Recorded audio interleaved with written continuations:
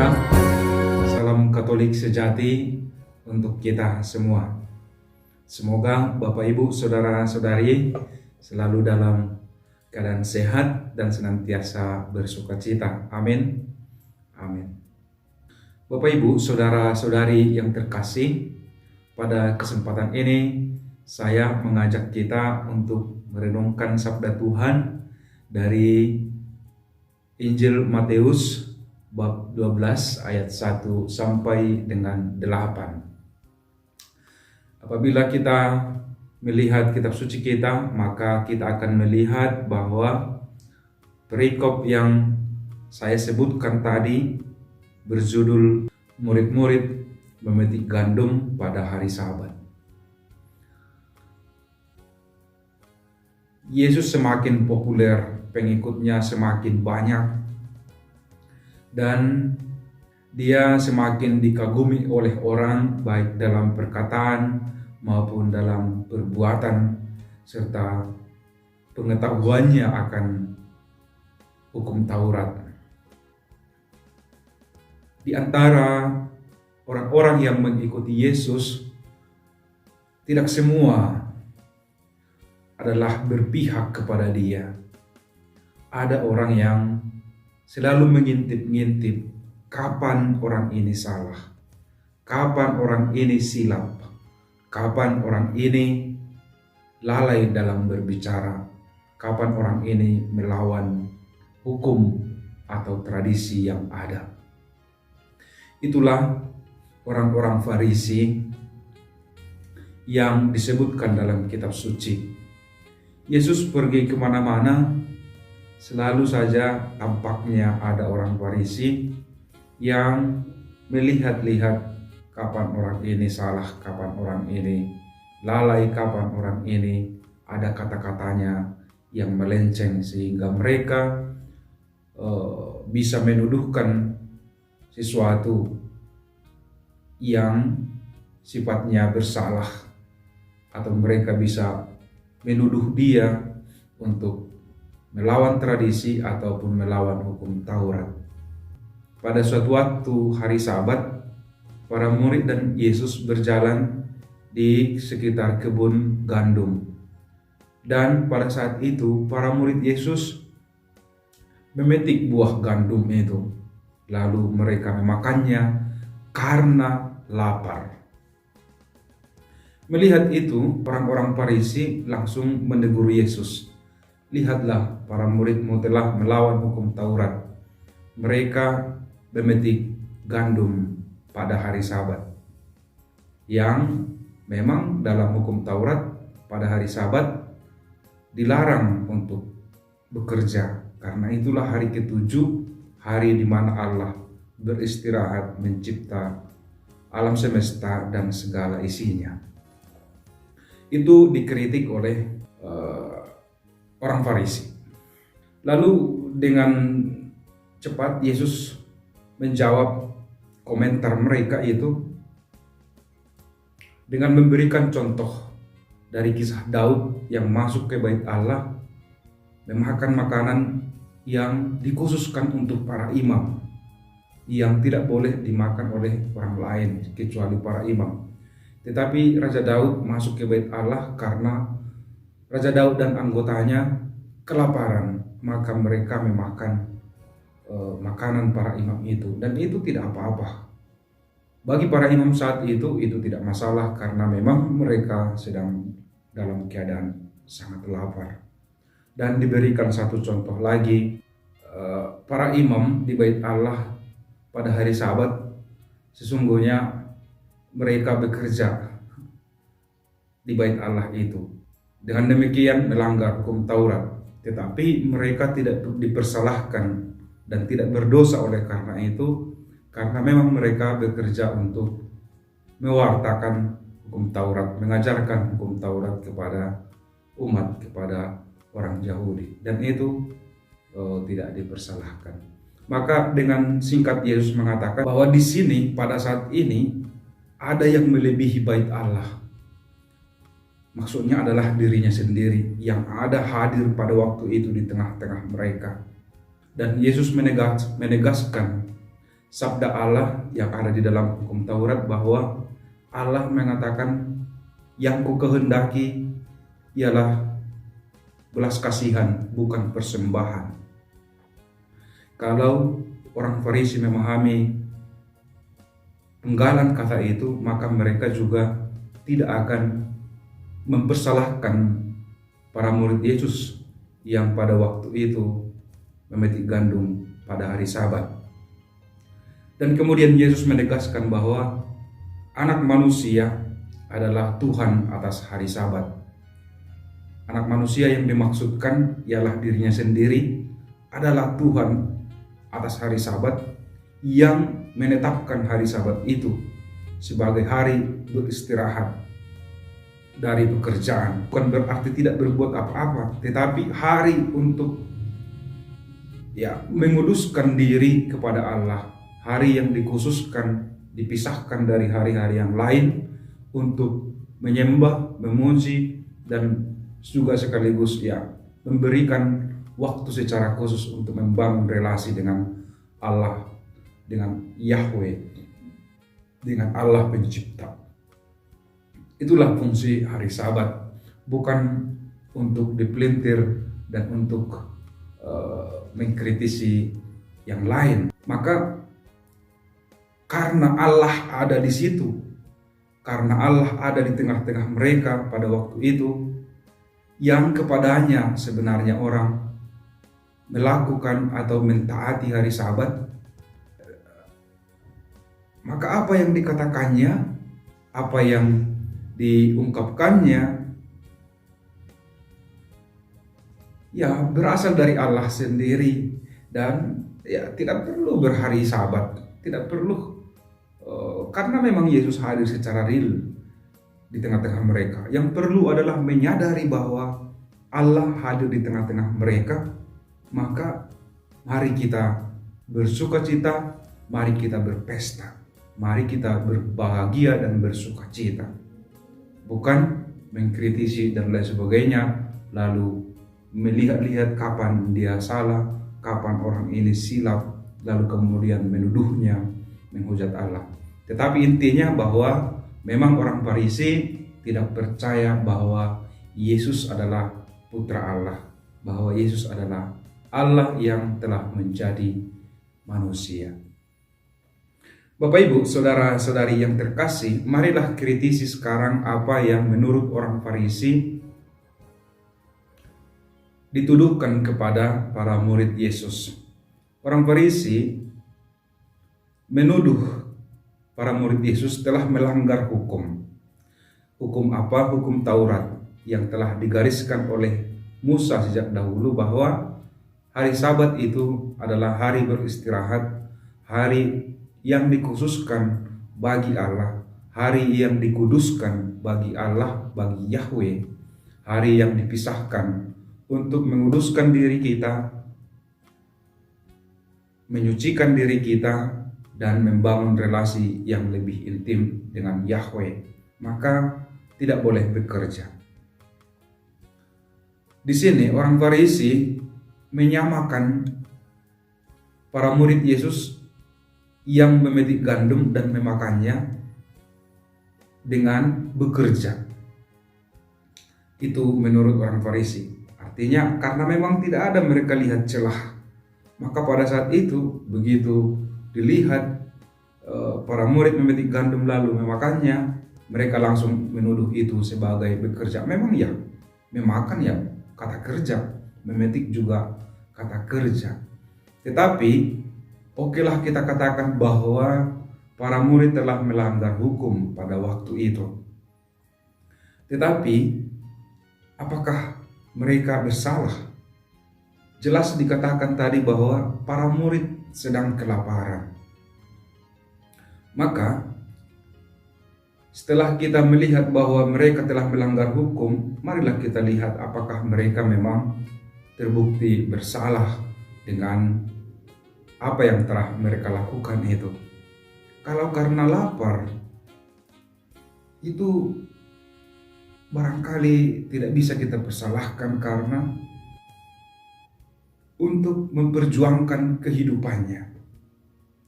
Kenapa saya katakan memperjuangkan kehidupannya? Ya, makan karena lapar.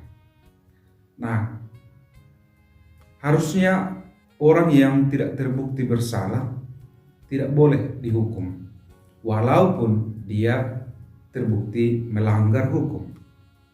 Tetapi apabila manfaat yang diperoleh dari melanggar hukum itu lebih besar dari apa yang digariskan oleh hukum itu sendiri, saya pikir itu tidak boleh dihukum, itu tidak boleh diberi sanksi. Mengapa saya katakan? Karena yang diperjuangkannya adalah jauh lebih besar manfaatnya daripada hukum yang ada. Kehidupan yang diperjuangkan para murid itu jauh lebih besar daripada yang digariskan itu tidak boleh bekerja pada hari Sabat, atau pada waktu itu mereka memakan buah gandum di pinggir jalan itu saja. Maka di sini kita lihat memang orang-orang Farisi tidak punya celah untuk menghukum atau menuduhkan sesuatu yang tidak benar kepada Yesus dan para muridnya. Karena begitu ada kesalahan kecil saja langsung dibuat sangat besar, diwartakan kepada orang banyak sehingga tampak seperti mereka telah melakukan kesalahan yang sangat besar. Sekali lagi, sekalipun demikian, karena Yesus adalah Allah, maka baik perbuatan itu bukanlah melanggar hukum dan mereka tidak terbukti bersalah karena mereka memperjuangkan isi perutnya. Dengan demikian, Bapak Ibu Saudara-saudari yang terkasih, sesungguhnya Yesus ini juga seorang ahli hukum Taurat. Karena memang dia memberikan contoh-contoh di dalam perikop Injil ini yang sungguh-sungguh luar biasa dan identik dengan apa yang dilakukan oleh para muridnya itu, tetapi tidak dipandang bersalah atau tidak dilihat berdosa oleh orang lain. Jadi yang melihat dan menilai orang berdosa itu adalah manusia yang ada di dunia ini. Allah kita tidak tahu. Tetapi Allah telah memberikan poin-poin atau perintah-perintah yang menjadi sarana atau tolak ukur bagi kita untuk menilai apakah seseorang itu berdosa dengan apa yang dia katakan atau apa yang dia lakukan atau tidak. Tetapi sebaiknya memang kita tidak boleh menghakimi atau menjudge seorang lain telah berdosa atau telah melawan hukum Allah atau tidak, karena kita tidak diberi kuasa untuk menghakimi di dunia ini dalam arti keagamaan. Tetapi agar kehidupan relasi sosial kita di dunia ini menjadi aman, nyaman, terjamin kesejahteraannya, maka perlu ada keadilan. Itulah makanya ada pengadilan. Mereka itu menjadi boleh kita katakan representasi pengadilan kerajaan Allah di dunia ini. Maka memang para hakim itu tidak boleh bertindak semaunya.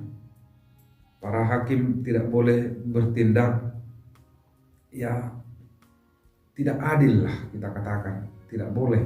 Mereka harus bertindak adil sebagaimana sang keadilan, yaitu Allah sendiri yang senantiasa bertindak dan memutus perkara dengan adil.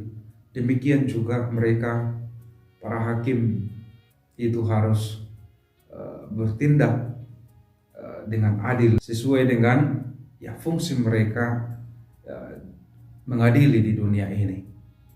Dengan demikian, apa yang dicari orang, yaitu para pencari keadilan, merasa puas dan merasa memperoleh keadilan. Bila keadilan telah ditegakkan, maka kesejahteraan, keamanan, dan juga kedamaian di dunia ini di antara sesama manusia bisa tercipta dan tercapai. Bapak Ibu, saudara-saudari yang terkasih di dalam nama Tuhan kita Yesus Kristus, apabila kita bercermin dari perilaku orang Farisi ini yang mencari-cari kesalahan Yesus dan para muridnya, sebaiknya kita yang ada di dunia ini dalam realitas hidup kita, dalam interaksi sosial kita, janganlah kita meniru sifat orang-orang Farisi ini yang senantiasa mencari-cari kesalahan-kesalahan orang lain dan kemudian dijatuhkan. Tidak boleh. Sesungguhnya keahlian orang-orang Farisi ini tentang sabda Allah sangat diragukan karena apa? Menurut refleksi saya, kalau memang mereka dekat dengan sabda Tuhan dalam hukum Taurat yang telah digariskan oleh Musa, saya pikir mereka akan mengerti dan memahami bagaimana sifat-sifat Allah yang mengasihi, setia kepada bangsanya. Nah, kalau mereka mengerti sifat-sifat Allah, pasti juga mereka akan melihat sifat-sifat Allah itu di dalam diri Yesus. Tetapi baik di dalam hukum Taurat maupun di dalam diri Yesus, mereka tidak melihat dan mengenal sifat-sifat Allah. Maka mereka tidak percaya. Tetapi itu ya tergantung pribadi masing-masing. Bahwa Yesus dianggap oleh mereka sebagai saingan pada waktu itu mungkin ya. Maka saudara-saudari yang terkasih di dalam nama Tuhan kita Yesus Kristus, marilah kita melihat sifat-sifat Allah karena kita semua adalah citra Allah. Marilah kita melihat sifat-sifat Allah di dalam diri kita, di dalam diri sesama kita, dan kita akui kemampuan sesama kita, lalu kita dukung, kita motivasi. Jangan kita mencari-cari kesalahannya untuk kita stop, untuk kita hentikan semangat dan kemampuannya. Itu tentu tidak baik. Kita justru mesti ya bersharing, bila penting konsultasi, meminta pendapat bagaimana bisa seseorang itu menjadi baik dan sukses. Dan kemudian kita mencontoh, kita meniru, meneladani yang baik yang dimiliki oleh orang lain. Itu seharusnya kita lakukan agar kita semua berkembang di dalam kemampuan maupun di dalam iman kita akan Yesus Kristus. Bapak Ibu, saudara-saudari yang terkasih di dalam nama Tuhan kita Yesus Kristus, mari kita juga jangan terlalu mudah untuk menghakimi dan mengadili orang lain dengan menaruh sangka yang kebenarannya belum bisa dibuktikan atau bahkan salah total. Tetapi kita telah menuduhkan yang tidak baik, dan itu sangat mengganggu ketenangan atau kedamaian sosial, sangat mengganggu perkembangan kepribadian orang lain. Tetapi apabila memang kita melihat bahwa seseorang telah bersalah, kita tegur dengan penuh kasih, kelembutan, sehingga dia disentuh oleh Tuhan, kita doakan, dan kemudian dia bisa berubah dan kembali ke jalan benar. Ini yang perlu kita buat, kita lakukan dalam realitas hidup kita sebagai murid-murid Kristus, orang-orang beriman. Dan kemudian agar tidak terjadi berbagai pelanggaran-pelanggaran terhadap hukum oleh karena sesama kita merasa kelaparan, maka dia misalnya mengambil pepaya orang lain.